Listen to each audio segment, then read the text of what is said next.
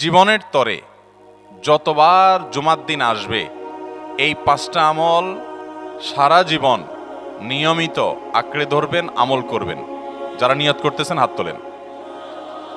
আল্লাহ আমাদের সবাইকে আমল করার তৌফিক দান করুন। নাম্বার 1, সবচেয়ে বেশি যেটা করতে হবে পরিমাণে, জুমার দিন, জুমার রাত, বৃহস্পতিবার সন্ধ্যা থেকে নিয়ে শুক্রবার সন্ধ্যার আগ পর্যন্ত পরিমাণে সবচেয়ে বেশি করতে হবে যে আমলটা, সেটা হলো দুরূদ শরীফের আমল। কিসের আমল ভাইরা? দুরূদ এমন একটা আমল, আপনি যদি শুধু দুরূদের এই আমলটাকে আঁকড়ে ধরেন, সবসময় আপনার মুখ দিয়ে দুরূদ বের হতে থাকে, পড়তে থাকেন, তো নবী করিম সাল্লাল্লাহু আলাইহি সাল্লামের ভাষ্য অনুযায়ী, তার ওয়াদা অনুযায়ী, ইদান তুকফা হাম্মুক ওয়া তুগফার যামবুক, তোমার যত পেরেশানি আছে নবী সাল্লাল্লাহু আলাইহি সাল্লাম বলেছেন, এই সব পেরেশানি দূর করার জন্য এই দুরূদের আমলটা যথেষ্ট হবে ইনশাআল্লাহ। এবং গুনাহ মাফের জন্য এই দুরূদের আমলটা কি হবে? যথেষ্ট হবে। নবী করিম সাল্লাল্লাহু আলাইহি সাল্লাম বলেছেন, মান সাল্লা আলাইয়া মাররাতান সাল্লাল্লাহু আলাইহি আশরা, যে ব্যক্তি আমার প্রতি একবার দুরূদ পাঠ করবে, আল্লাহ রাব্বুল আলামিন তার প্রতি 10 বার রহমত নাজিল করবেন। কয়বার রহমত নাজিল করবেন? আপনার জীবনে 10টি জায়গায় খুব ক্রাইসিসে পড়ে গেছেন, কোন জটিল সিচুয়েশনে মুখোমুখি হয়ে গেছেন, বিপদের মধ্যে পড়ে গেছেন, ওই জায়গায় আল্লাহর রহমত পাবেন। এরকম একবার দুরূদ পাঠ করবেন হক আদায় করে, যথাযথভাবে মহব্বতের সাথে 10 বার আপনার জীবনে আল্লাহ তাআলা অনুগ্রহ নাজিল করবেন। নবী করিম সাল্লাল্লাহু আলাইহি ওয়াসাল্লাম বলেছেন, আকসিরু আলাইয়া মিনাস সালাতি মিন ইয়াউমিল জুমআতি ওয়া লাইলাতিল জুমআহ, তোমরা জুমার দিন এবং জুমার রাতে আমার প্রতি বেশি বেশি দুরূদ পাঠ করবে, দুরূদ প্রেরণ করবে। ফা ইন্না সালাতাকুম মা'রুদাতুন আলাই, কারণ তোমরা যে দুরূদ পাঠ করো এটা আমার কাছে পেশ করেন আল্লাহর ফেরেশতারা, এবং রীতিমতো নামধাম সহকারে আল্লাহর একদল ফেরেশতা নিয়োজিত আছে। তারা বলেন, আল্লাহ, হে আল্লাহ রাসূল, আপনার অমুক উম্মত, অমুক অনুসারী, আল্লাহর অমুক বান্দা পৃথিবীর অমুক প্রান্ত থেকে, অমুক দেশ থেকে, অমুকের সন্তান, সে আপনার প্রতি দুরূদ পেশ করেছে জুমার দিনে, জুমার রাতে বা অন্য সময়ে।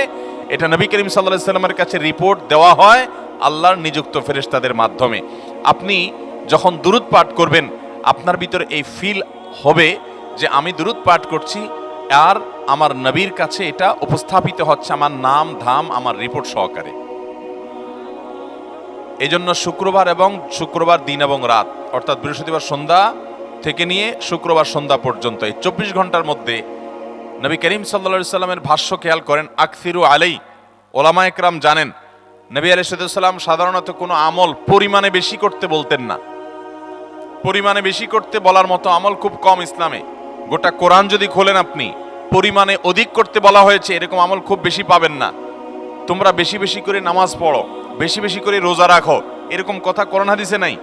অবশ্যই একজন ইমানদার 5 ওয়াক্ত ফরজ নামাজের পাশাপাশি অধিক পরিমাণে নফল নামাজও পড়বেন, সেটা ভিন্ন কথা।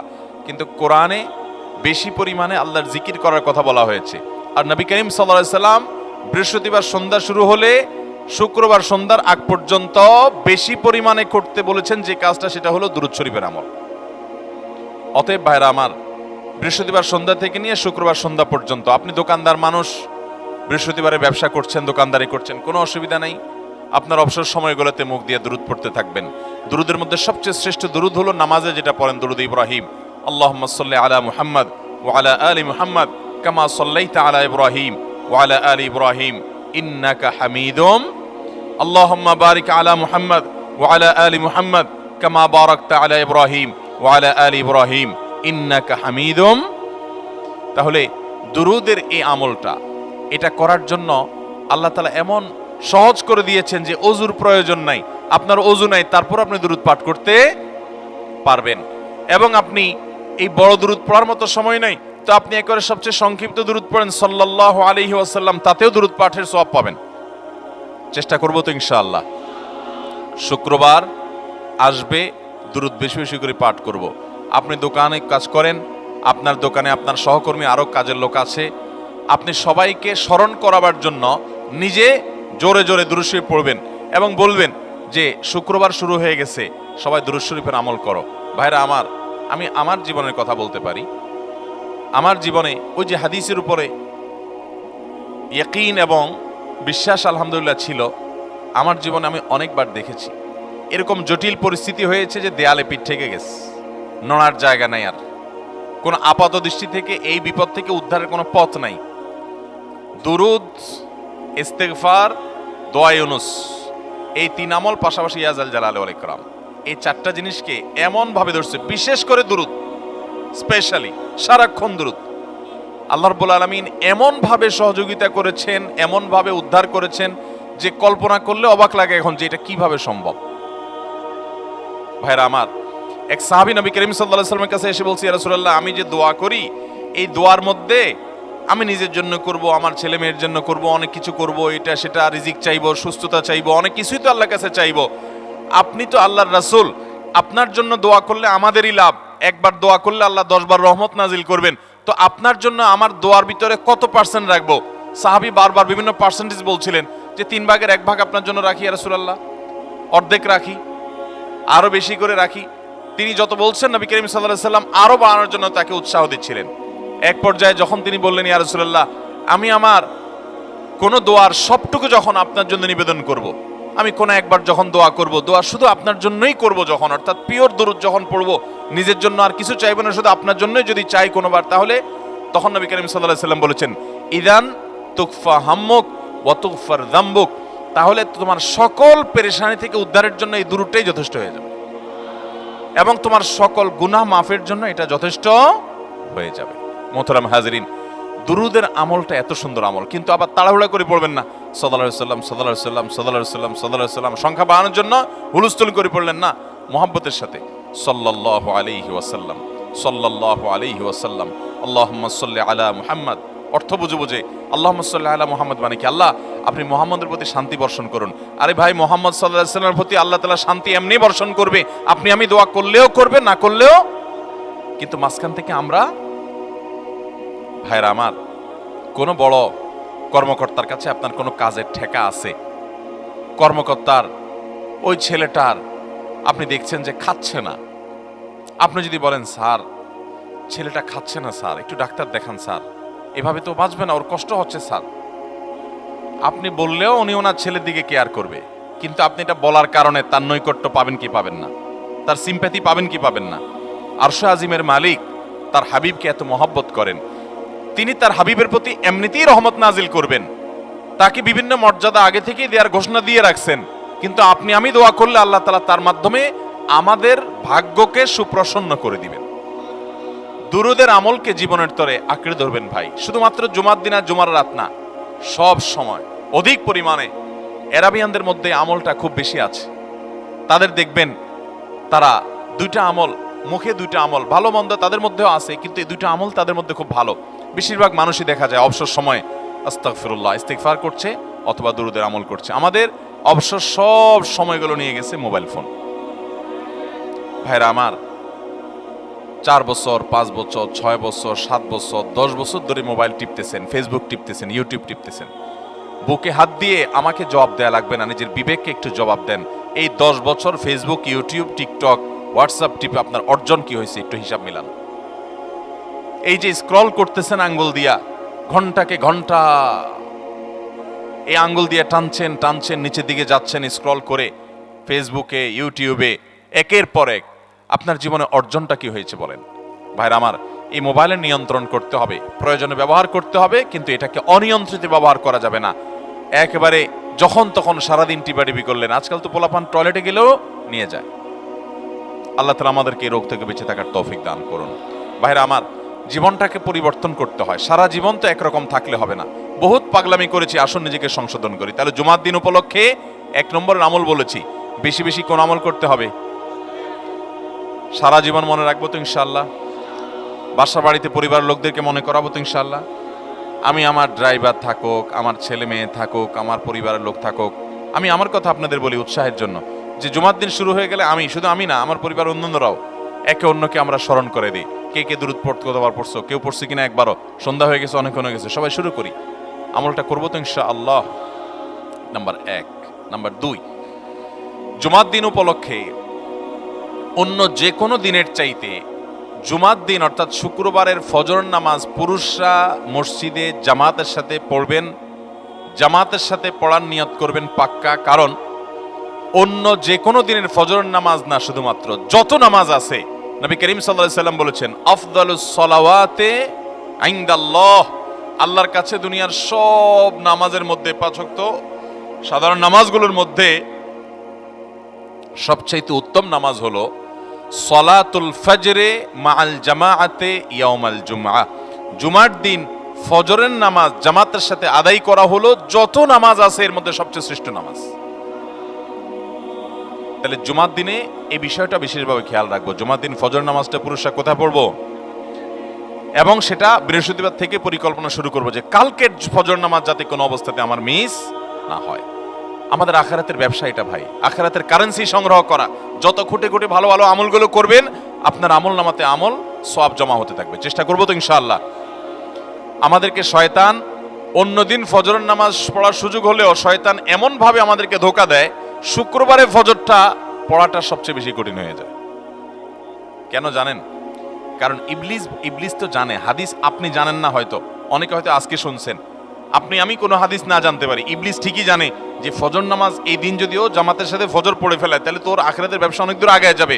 ওর সাথে তো আমাদের বাবা আদমের সাথে সেই চ্যালেঞ্জ, আদম আলাইহিস সালামকে সিজদা করতে বলা হয়েছে, সে তো করে নাই, তার সৌজন্য বা তার জন্য সিজদা নিবেদন করে নাই, আল্লাহ তাআলা সেজন্য তাকে জান্নাত থেকে বের করে দিয়েছে। তার কারণে এই ইবলিস তখনই আল্লাহর সাথে, আল্লাহর সামনে চ্যালেঞ্জ ছুড়ে দিয়েছে আদম আলাইহিস সালামের সাথে যে লাউ বিয়ান্নাহুম আজমাইন, আমি আদমের সব সন্তানগুলোকে পথহারা করে ছাড়বো, ওদেরকে জান্নাতের পথে চলতে দিব না। এই জন্য আল্লাহ তাআলার কাছে সে কিছু পাওয়ার চাইয়া নিছে।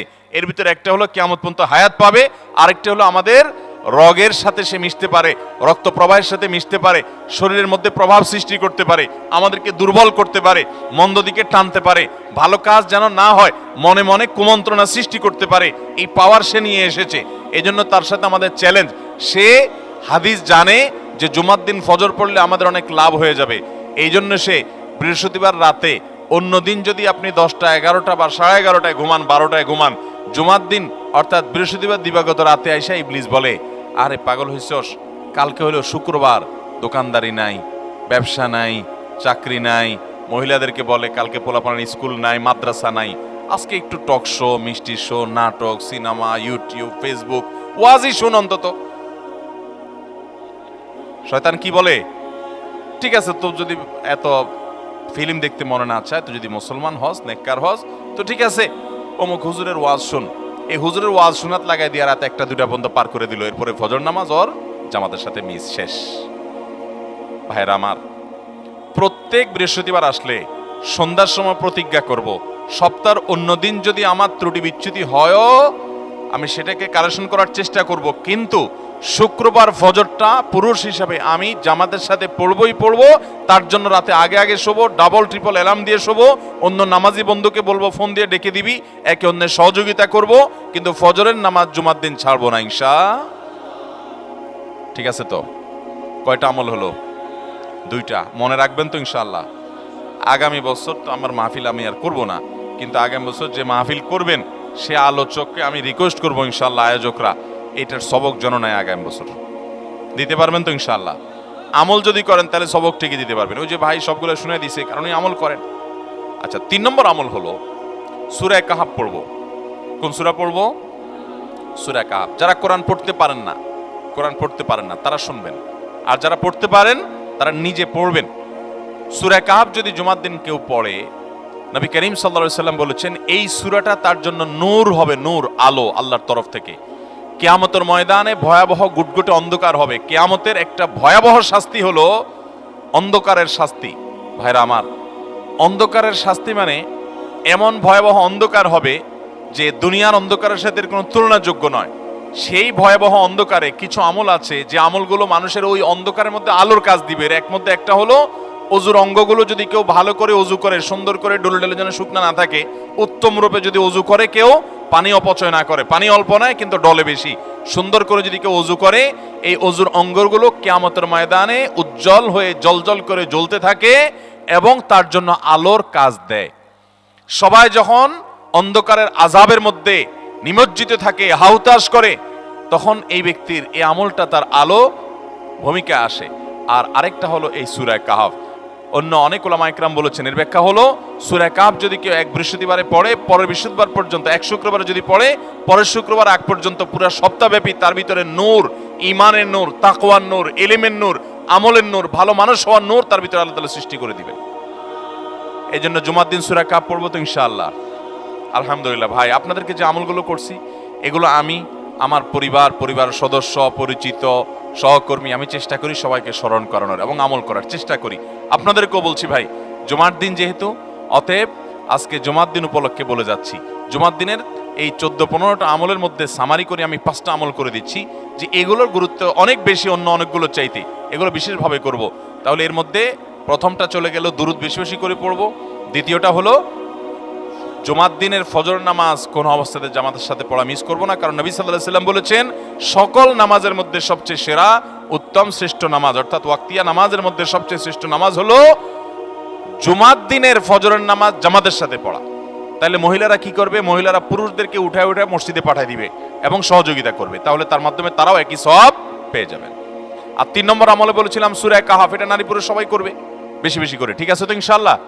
আমরা অনেক ভাই আছি সপ্তাহের 6 দিন আমাদের কোরআন পড়ার সুযোগ হয় না, তো অন্তত জুমার দিন সূরা কাহফটা যদি আপনি বাধ্যতামূলক করেন, আলহামদুলিল্লাহ, এটা অনেক বড় সূরা, পড়তে আপনার 20-25 মিনিট 30 মিনিট সময় পর্যন্ত লেগে যাবে। আপনি আধা ঘন্টা সময় ধরে যদি আস্তে আস্তে সুন্দর করে পড়েন, তো সপ্তাহে একবার অন্তত কোরআনের সাথে আপনি সময় দিলেন। আরেকটা সুসংবাদ শুনেন, সূরা কাহফ যদি কেউ মুখস্থ করে, তেলাওয়াত করে নিয়মিত, বিশেষ করে সূরা কাহফের প্রথম 10টা আয়াত যদি কেউ মুখস্থ করে, নবী করিম সাল্লাল্লাহু আলাইহি সাল্লাম বলেছেন কিয়ামতের আগে দাজ্জালের যে ফিতনা আসবে, যেই ফিতনায় বহু মানুষ দাজ্জালকে আল্লাহ মনে করে বেঈমান হয়ে জাহান্নামে যাবে, এই ফিতনা থেকে পৃথিবীতে এমন কোন নবী ছিল না, এমন কোন রাসূল আসেন নাই। এই মানব ইতিহাসের প্রথম মানুষ আদম আলাইহিস সালাম থেকে নিয়ে আমাদের মুহাম্মদ সাল্লাল্লাহু আলাইহি সাল্লাম পর্যন্ত এই লক্ষ লক্ষ যত নবী রাসূল এসেছে, সমস্ত নবী রাসূলরা একটা ব্যাপারে সাবধান করে গেছেন, দাজ্জাল আসবে, যে দাজ্জালের হাতে পাওয়ার থাকবে এত বেশি, অলৌকিকত্ব থাকবে এত বেশি, সে মরা মানুষকে জিন্দা করে ফেলবে, জিন্দা মানুষকে বলবে সে মরে যাবে, তার হাতেই সব কন্ট্রোলিং পাওয়ার থাকবে, দুনিয়ার সমস্ত রিজিক তার হাতে কক্ষিগত থাকবে, এমন পাওয়ার থাকবে তাকে দেখে মানুষ বলবে হ্যাঁ এই তো আল্লাহ, এই তো সবকিছু পারে, বেঈমান হয়ে যাবে। এই দাজ্জালের ফিতনায় তোমরা পড়বা না, বেঁচে থাকবা। বুদ্ধি দিয়া বিবেক দিয়ে মানুষ বাঁচতে পারবে না।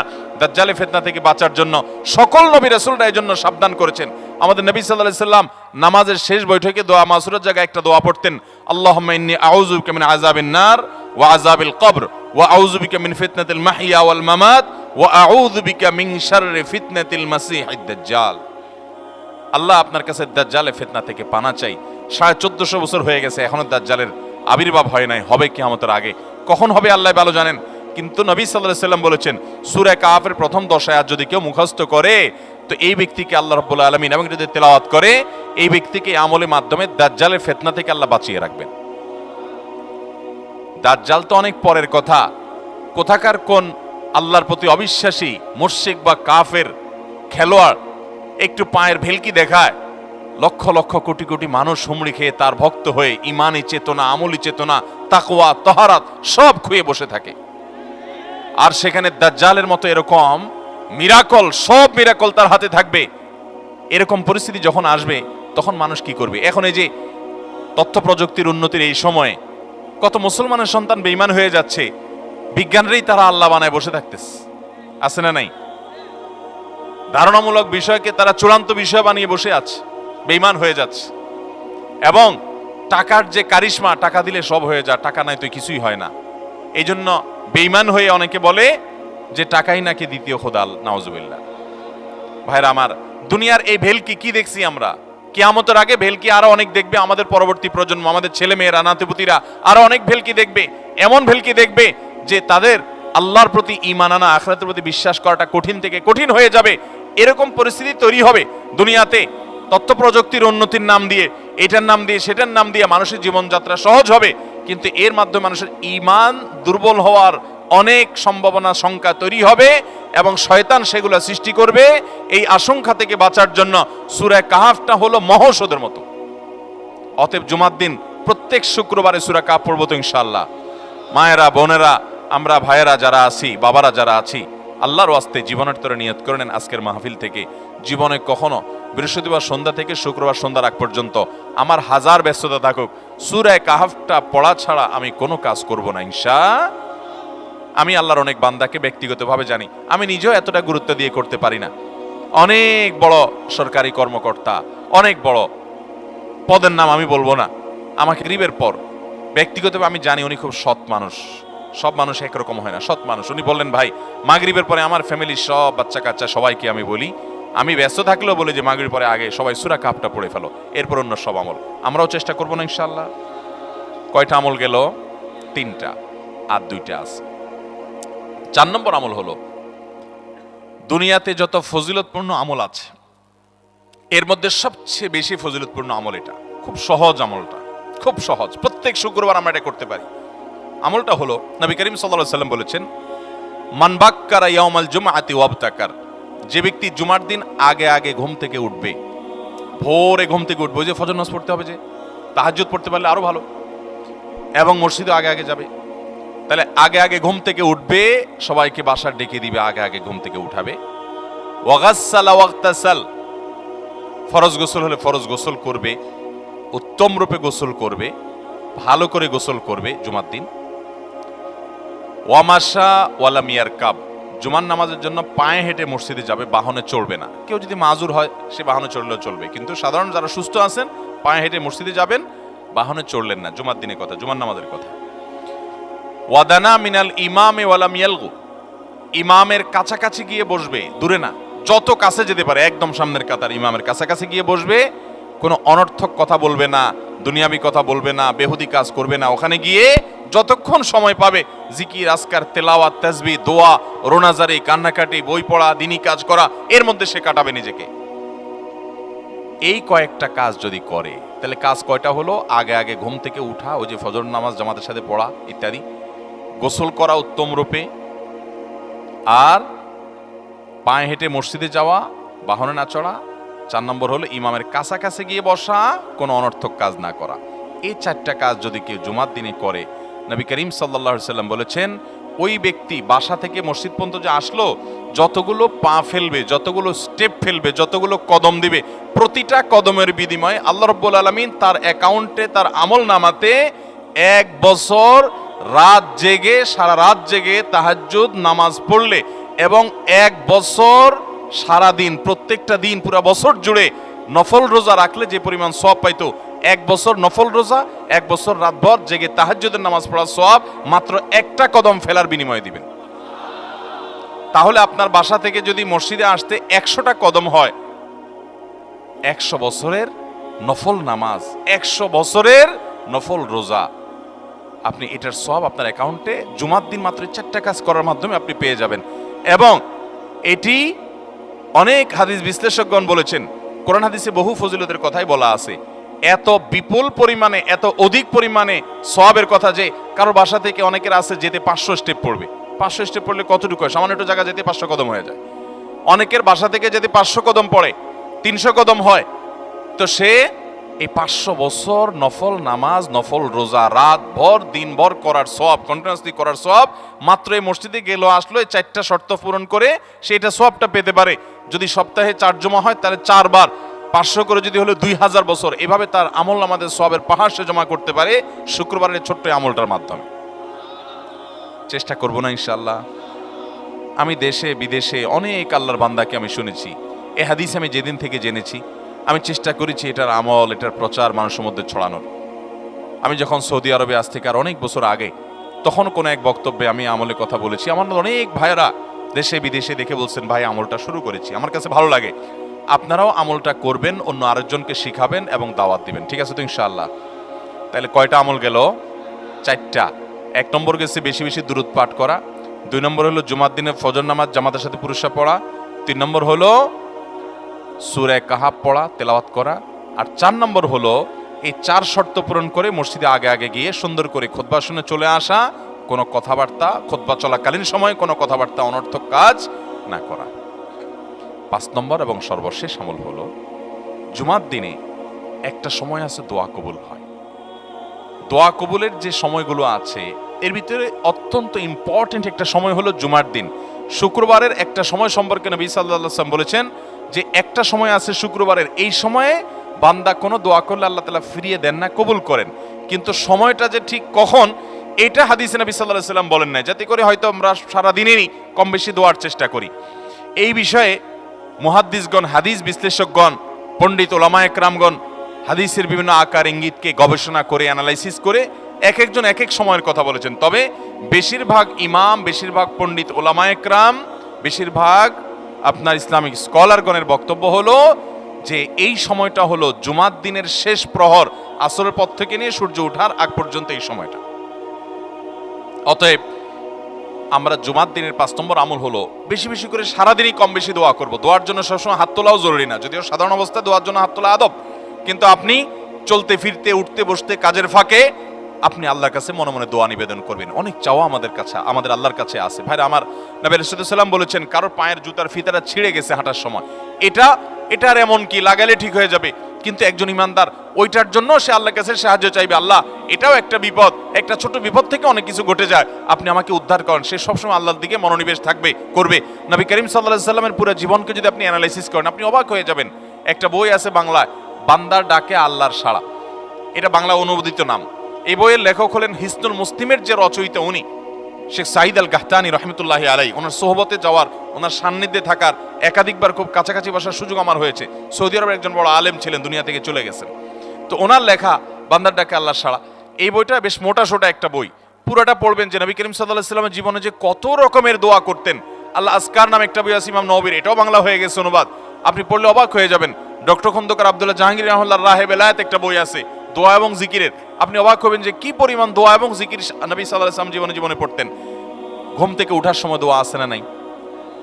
এরপরে ঘুম থেকে উঠে যখন আপনি বাথরুমে যাবেন, দোয়া আছে না নাই? আবার টয়লেটে গেলেন, টয়লেট সেরে আসলেন, আপনি ওযু করবেন, ওযুর জন্য দোয়া আছে না নাই? বিসমিল্লাহ। এরপরে ওযু শেষ করলেন, কালিমা শাহাদাত আছে না নাই? এরপরে আপনি যখন ঘর থেকে বের হয়ে মসজিদে যাবেন, বের হওয়ার দোয়া আছে। বের হয়ে আপনি মসজিদে যাচ্ছেন, যাই পথে পড়ার আলাদা দোয়া আছে। এরপরে আপনি মসজিদে প্রবেশ করবেন, তার জন্য দোয়া আছে। মসজিদে ঢুকার পরে মসজিদে ঢুকার নামাজ আছে। এরপরে মসজিদে নামাজ বন্দিগি ইবাদত জিকির করে বের হচ্ছেন, সেটার জন্য আবার দোয়া আছে। আবার আপনি যাচ্ছেন, কাজকর্মে যাচ্ছেন, বাজারে যাচ্ছেন, সেটার দোয়া আছে। স্ত্রী সহবাস করার সময় দোয়া আছে। দোয়া নাই, জিকির নাই, এমন কোনো মুহূর্ত ইমানদারের জীবনে থাকতে পারে না। নবী করিম সাল্লাল্লাহু আলাইহি ওয়াসাল্লাম এই পরিমাণ দোয়া করতেন। এই জন্য ভাইয়েরা, দোয়া যদি সবসময় করতে কষ্ট হয় হাত তুলতে, আপনি হাত তোলা ছাড়া শুক্রবারে দোয়া করেন, দোয়াটা অনেক বেশি করা দরকার। আমাদের কত জিনিস আল্লাহর কাছে চাইতে হয়, আমরা আল্লাহর কাছে চাই না। পেটে অসুখ হয়েছে, আমরা ডাক্তারের কথা মাথায় আগে আসে, আপনি ওষুধ খান, ওষুধ খাওয়া সুন্নত, কিন্তু ইমানদার সবকিছুর আগে আল্লাহর কথা স্মরণ করবে এবং আল্লাহর কাছে বলবে, আল্লাহ আপনি সহজ করে দেন। আপনার অসুখ হয়েছে, সবকিছুর আগে নাপার কথা মনে আসে, আরে ভাই প্যারাসিটামলের কথা মনে আসে, এটা দোষের না, কিন্তু আপনার মনে আগে আসতে হবে যে নবী সাল্লাল্লাহু আলাইহি ওয়াসাল্লাম দোয়া শিক্ষা দিয়েছেন, যদি কেউ ব্যথার জায়গায় হাত দেয় এবং পরে আউযু বিইজ্জাতিল্লাহি ওয়া কুদরাতিহি মিন শাররি মা আজিদু ওয়া উহাজির, আল্লাহ রাব্বুল আলামিন তার ব্যথা দূর করে দিবেন। এক সাহাবী এই হাদিসের উপর আমল করে তৎক্ষণাৎ তার ব্যথা দূর করেছেন। শুধু ইয়াকিনের অভাব, শুধু বিশ্বাসের অভাব, ঈমানের অভাব। তাহলে আমাদের আল্লাহর দিকে মনোনিবেশ করতে হবে দোয়ার জন্য বেশি বেশি। তাহলে শুক্রবারে 5 নম্বর আমল হলো বেশি বেশি কি করবো? ইনশাআল্লাহ দোয়া, বেশি বেশি দোয়া করবেন, উঠতে বসতে চলতে ফিরতে। বিশেষভাবে সূর্য ডুবার আগের যে সময়টা শুক্রবার, অর্থাৎ দিনের শেষ সময়টা, বিশেষভাবে আল্লাহ তাআলার কাছে দোয়া করব। ঠিক আছে তো ইনশাআল্লাহ? কয়টা আমল বললাম? 5টা আমল। 1, বেশি বেশি দুরূদ। 2, ফজর নামাজ জামাতের সাথে পড়া পুরুষরা, মহিলারা অক্তমত পড়বেন, পুরুষদেরকে পাঠিয়ে দিবেন মসজিদে। 3, সূরা কাফ পড়বেন। 4, আগে ঘুম থেকে উঠে উত্তম রূপে গোসল করে মসজিদে আগে আগে গিয়ে পায়ে হেঁটে গিয়ে সামনে ইমাম সাহেবের কাছাকাছি গিয়ে বসা, অনর্থক কথা কাজ না করা, তেলাওয়াত জিকির আজকারের মাশগুল থেকে নামাজটা পড়ে বের হয়ে আসা, এই কাজ। নাম্বার 5, দোয়া করা, বিশেষ করে দিনের শেষ প্রহরে। আমল করবো তো ইনশাআল্লাহ? মনে থাকবো তো ইনশাআল্লাহ? আমরা প্রয়োজনে বাসায় গিয়ে একটা কাগজে নোট করে ফেলবো, লিখে এরপরে ওয়ালে টাঙ্গায় দিবেন বাসায়, যে জুমার দিন এই 5 কাজ আমি ছাড়বো না। আপনি যদি মনেও না থাকে, আপনার যদি ভুলেও যান, আপনি এই কাগজ আপনাকে মনে করাবে ইনশাআল্লাহ। বাসায় ফ্যামিলির লোকদের সাথে শেয়ার করবেন, জুমার দিন হুজুর বলেছেন, আমি একটু আমার মন থেকে বলিনি, এগুলো সব কোরআন হাদিসের কথা বলেছি আপনাদেরকে। কোরআন হাদিসের আলোকে 5টা আমলের কথা বলেছেন, বিশেষভাবে জুমার দিন আমি 5টা আমল করবই করব। ভাইরা আমার, প্রত্যেক জুমার দিন যদি আপনি একটু ইমানের রিচার্জ করেন, ইনশাআল্লাহ সারা সপ্তাহ আপনার জন্য সেটা উপকারে আসবে। চেষ্টা করবো তো ইনশাআল্লাহ। এবং দোকানে অফিসে টাঙ্গায় রাখবেন। যারা এই টাঙ্গায় রাখার আমলটা করবেন, আয়োজক যারা আছেন আপনাদের কাছে আমার অনুরোধ যে ভাইরা এই কাজটা করছেন ওনারা যদি আয়োজকদের মাধ্যমে ছবিটা আমার কাছে পাঠাইতে পারেন, আমার অফিসে নিয়ে আমি ইনশাআল্লাহ নিজে হাতে তাদের পুরস্কার দেব। বিশেষ করে এই মাহফিলের লোক যারা আছেন আজকের আয়োজকদের মাধ্যমে। আল্লাহ তাআলা এই আমলগুলো আমাকে আপনাকে আমাদের সবাইকে করার তৌফিক দান করুন। আমল মনে রাখবো তো ইনশাআল্লাহ, আমল করবো তো ইনশাআল্লাহ। জাযাকুমুল্লাহু খায়রা ওয়া আখিরু দাওয়ানা আলহামদুলিল্লাহ।